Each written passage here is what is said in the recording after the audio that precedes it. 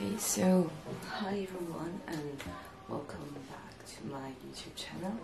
So today I will talk about how to grow your K-pop collection like in more easier way.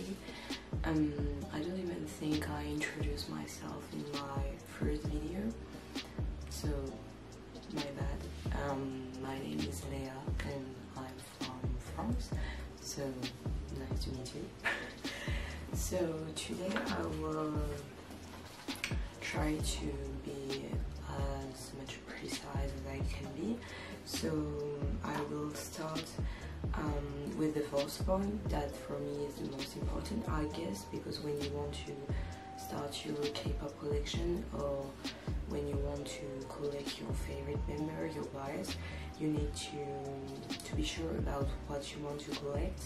So the first point of this video that's about how to make your K-pop collection grow easily is to ask yourself which items you want to collect and to find a template to keep track of what you want to collect and the items you already own, because as a collector myself, it happens to me that sometimes I forget to mark that I bought something and then I end up with doubles. So yeah, so I will try to put a list of template makers down below. There are a lot of them on Instagram, so I guess most of them will be on Instagram, but I'll try to put as much as possible down below. And finding templates and keeping them and mark what you already own will help you to look for missing items and to choose which items you want to put a priority on. And you will also need to choose whether you collect only album photo cards, because we all know there are a lot of different merch. You have like for SM, because my alt is Mark, so he has a lot of things from SM Town, and like we have two Calbi cards, we have the standee photo cards, so you need to find a template that has the most elements of what you want to collect in, so that it's easier for you to keep track. And then moving on to the second part, so it's about finding items. So if you can't afford to buy items directly, which is what most of us are struggling with, to be honest, because as a student myself, it's kind of hard sometimes to find a way to get some items that can be more rare, so I need to find equivalents and stuff. So if you can't afford to buy items directly, I recommend you to trade, which you have probably seen people do, like on Twitter and stuff. So first, trading on platforms such as Instagram, Twitter and Facebook. To be honest, for me, Instagram is the easiest way because there is a huge community of K-pop collectors on Instagram, and you can easily find trades if you know how to look for items, which I will explain later. So on Instagram, you just have basically to go through hashtags, and most of the time it will be like WTT for want to trade, but you will have WTT, name of the group, WTT. You can have name of the group trade, name of the group trades. I'm not even sure, there are like a lot of different hashtags, but these are the most principal ones, I guess. So you have this, and you sometimes put the member name, but it's more rare that people directly put like hashtag mark trades. It's not that common, to be honest. Then you have to find people that have the item that you need and that want to trade it for something that you own, because that's how trade goes. sometimes it will be an equivalent trade, like for example for the Last Liaison album, for the Inversion, for example. If you want, if you're looking for Taeyong circle chord, for example, and that someone has Doyoung circle chord, it will be an equivalent trade because it's from the same album, same version. But sometimes when you are like me and that you don't care anymore and you just need the items, you put as a note like want to trade for any of the wish lists, because sometimes people have stuff that they don't use at all that you need, and even if it's not equivalent, it's okay. Like I recently traded my Yuta Cherubong photo card for a Mark Empathy. Yeah, it was a Mark Empathy postcard, and it saves you a lot of money and of time because at the end you just get what you want, so I guess it's pretty okay. And then you save the post so that it's easier for you to get back on it if you find another trade. And then I recommend you to send a DM to the person and then to comment under the post like DM'd, because when you're not mutual with someone on Instagram, sometimes they don't see the DM request, because sometimes we have a lot every day when we post a lot of stuff. So I recommend you to comment down the post that you DM them about the trade, so that it's easier for both of you then to discuss about it and stuff. And then if the trade works, like if you can settle something, I'd recommend you to directly send videos of the photo card or item that you will be trading to show if there is any scratch or something, because we all know sometimes, like for example with this one, it's not that old, but like it's like almost 4-year-old, so it could have like scratches and stuff. So I recommend you to take pictures of both sides of the photo card and then to take a video with the flash on, because it will show any defects that are on the sides. So yeah, and once you've settled the trade, I'd recommend you to show proof of the packaging as well, so that the person is sure that you're packaging the item, and it will also make them sure you're not a scammer, which we are all afraid of now because there are more and more scammers, sadly. So then once it's all packaged, make sure to package this really safely. We don't want any photo card to be banned or stuff, because we all know the post office is kind of sometimes, yeah. Okay, so that's all for Instagram, I guess, for the trades. I hope I didn't forget anything. Now for Twitter, since not a lot of people use hashtags for trades on Twitter, I'd recommend you to search for WTT again for want to trade, or directly for want to trade. You can put directly like the album precisely that you need the photo card of, but what I do personally, because that's just how I prefer to do, I just like search for want to trade Mark, because that way I can find things that I maybe wasn't looking for. I don't know, it's just me, because I need my collection to grow, like yeah. And then you can also put like have a name of the member you have and what member you need, because this way your results will be more precise and it will save you some time. So I think it's the easiest way. And again, if you get to set a trade, just do the same as for Instagram, sending pictures of both sides of the photo cards and stuff. It's basically the same, it's just the process of looking for the trade that is a bit different since you don't use hashtags, but basically this is the same once the trade is settled.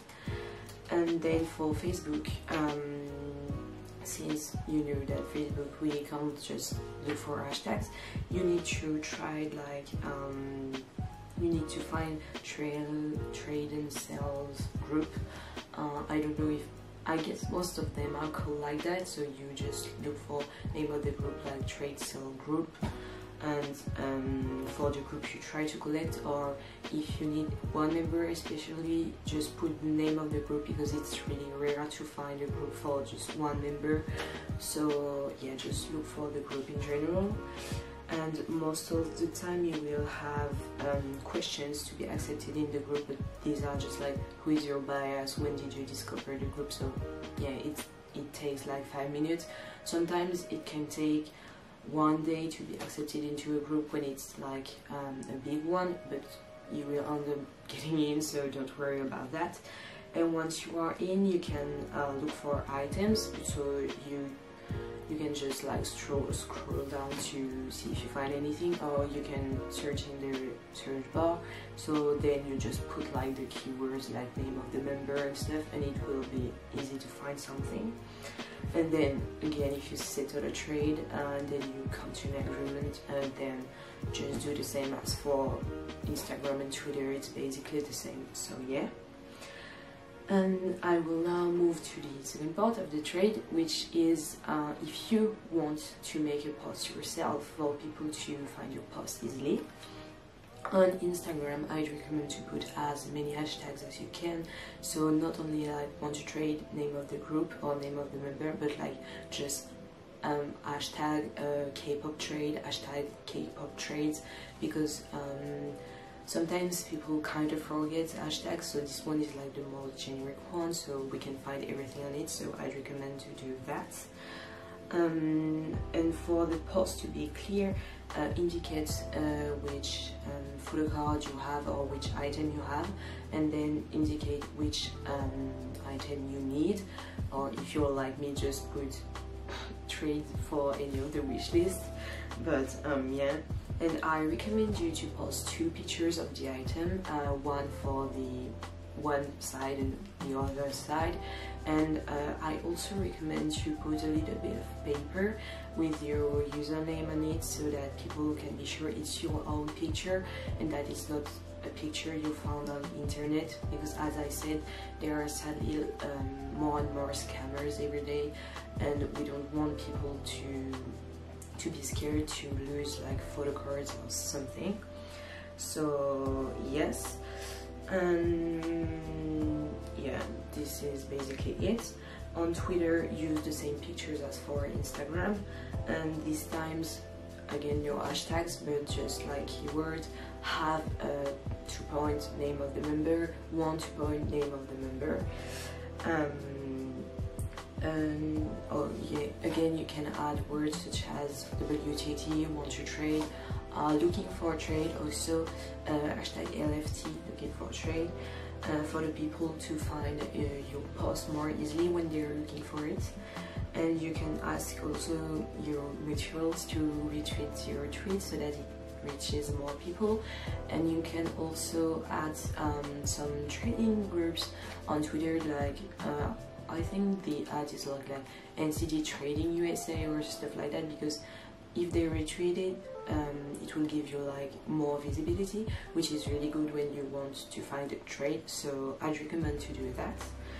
And on Facebook, again, just use the same pictures and be as precise as possible, since you can search for keywords directly in the search bar on the Facebook group, so that it leads people to find your post more easily. And then the end for trades is the packaging. I wanted to talk about that as well, because I know some people never did that, so they probably have no clue how to package a photograph nicely and safely. So to pack trades or sales, because it's basically the same, I'd recommend to use top loaders for your photo cards, because it's what fits in the best. Basically you can find some on Amazon, eBay. Amazon and eBay are probably the easiest way to find some. And if you don't own top loaders, which I can understand when you start trading, is to use pieces of cardboard that you cut a little bit larger than the photo card, because we don't want to risk anyone to cut through the photo card when they receive it. And then you just have to put like washi tape to close the two pieces of cardboard together. And then I recommend, please, put photocard sleeves, because we don't want any photocard to get soaked or anything. So, and it's extra protection, so just use photocard sleeve. Again, you can find it on eBay or Amazon, or even like in I don't know, in France we have a thing called Glénat where they sell mangas and stuff and Pokemon cards, and then they sell these protection sleeves. So yeah, and for bigger items, because bigger top loaders are a bit harder to find even here in Europe. I'm struggling a bit because the shipping price is really expensive. So most of the time what I do is that I just cut pieces of cardboard that fit the postcard or things I'm sending like perfectly, and I put them in binder sleeves, and then I just like put some washi tape to fit the postcard and stuff so that it's protected. And what matters is the item to be safe more than having a pretty packaging. Of course, it makes me happy when I receive a pretty packaging when I trade or buy something, but what matters is for the item to get to the person safely. So please make sure that you really package your items safely when you trade or sell something. And then, so now that we've talked about the I don't have money part, I will move on to the I have money part. So the business C2C platform, so customer to customer,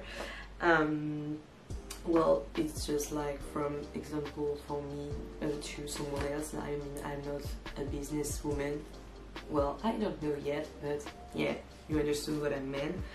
So on Instagram it's the same process. Basically you just have to change the hashtags. Instead of want to trade, you will put want to sell.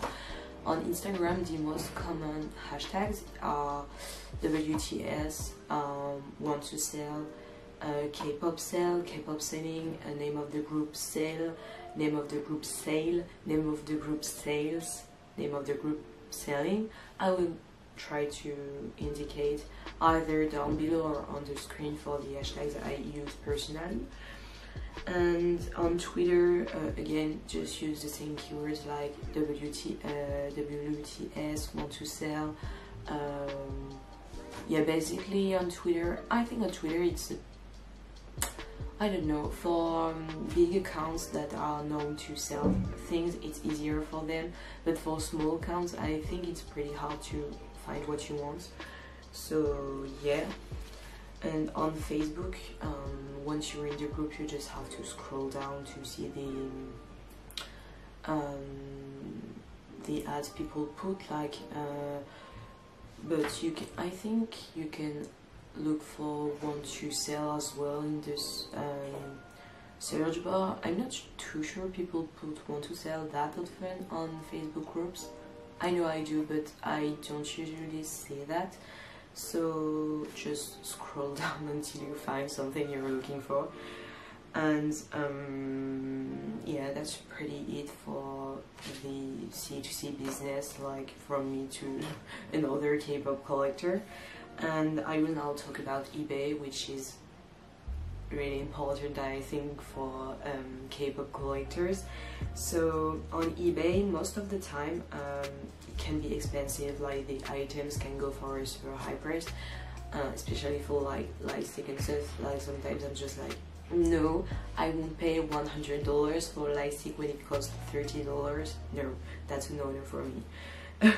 So, but even if it's a bit more expensive, you don't get the risk to get scammed because there are real sellers. So it's kind of a win-win situation, I guess. Well, win-win sort of, because it's a bit more expensive, but I'd rather pay a bit more and be sure that the items get to me safely rather than pay like for cheap and never see the thing get to my house. That's just personal preference, but I guess like we're all kind of the same. And nowadays you can even get items for even cheaper than if you buy from another K-pop collector, because to be honest, I think that the K-pop collector community has become a bit like, I don't know how to call that, but I think that nowadays more people try to make profits out of their items once they stop collecting, because I don't think that's okay to sell an album photo card for like $15. For me that's like ridiculous, and I would never dare to do that. I feel really bad even when I put my photo cards for more than 10 euros. So yeah, so sometimes you will find items for cheaper on eBay, so just go for it. And I guess that's just all things are right now. And you can either buy directly, or sometimes you can find bids, and if you're lucky enough, sometimes you can get like photo cards for like $5. It happened to me once. I wanted a Vernon photo card so badly and I didn't find any trade, and I was like, just try, you don't see. And I think we were like 3 to bid, and I won the bid for it was like $4, something like that, and I was like, okay, I will take that. So just be careful and look for as many offers as you can. If you have time, like sometimes just in the evening, just scroll down on eBay and try to find what's the best for you. So yeah, you can either buy directly or go through bids. And then I will move on to the Japanese items that we all know are struggling with most of the time. So you can't buy off Japanese websites directly, because that's how it works. So you need to go through proxies such as Japonica or Bai. I don't know if there are any others. I only knew these two, and I only use Japonica because Japonica allows us to change the value that's indicated on the invoice, and for Europeans like me, it saves you a lot of money because we always get customs. Like basically the rule is that if it comes from another person, even if it's indicated as a gift, and if it comes from a normal person, not a company, if it's above 45 euros, you will have custom fees. That's the rule. So make sure that when you go through Japonica, you see how much in yen is worth in your currency, so that you can be sure you won't have custom fees. We just want to save money. And look for the member Japanese name on official websites, because most of the time the offers will be written in full Japanese. So I'd recommend you to look for the Japanese name of the members. And I will also try to put down below like some words written in Japanese that correspond to like photo card, trading card and stuff. A friend of mine did this for proxy, and I will also put her proxy down below. I don't know if she can send more now, but I just ask her and put it down below if she can. And yeah, that's basically it.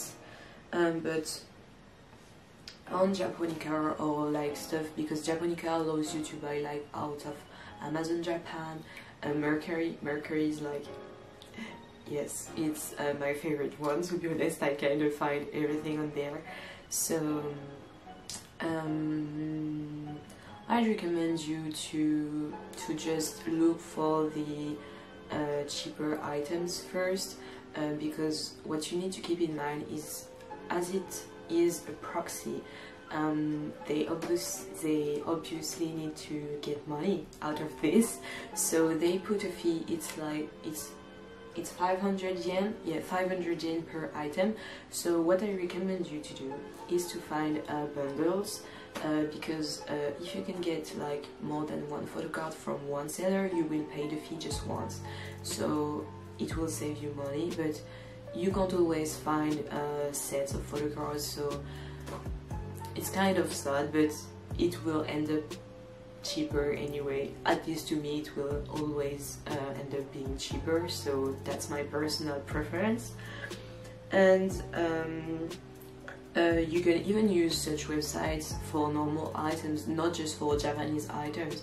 I know, like, on Japonica, well, on Mercari, I found some Vernon photo cards for 300 yen, so it's like 2 euros. And I was like, okay, so with the fee it was, I guess, 5 euro for photo card, and there were lots of different photo cards in the same set, so I just paid the fees once, so I ended up getting like 3 photo cards, I guess. So make sure to think about that when you go through such websites. And I guess this is pretty much everything. I will try to put down below or on the screen every like hashtags I've mentioned, or the links of Bali, Japonica and stuff. And if you have any other question, don't hesitate to ask me down below. I will make sure to answer that. And I guess that's everything for today's video. I really hope it will be helpful. I did this video because when I posted my first video, a friend of mine asked me how I found everything.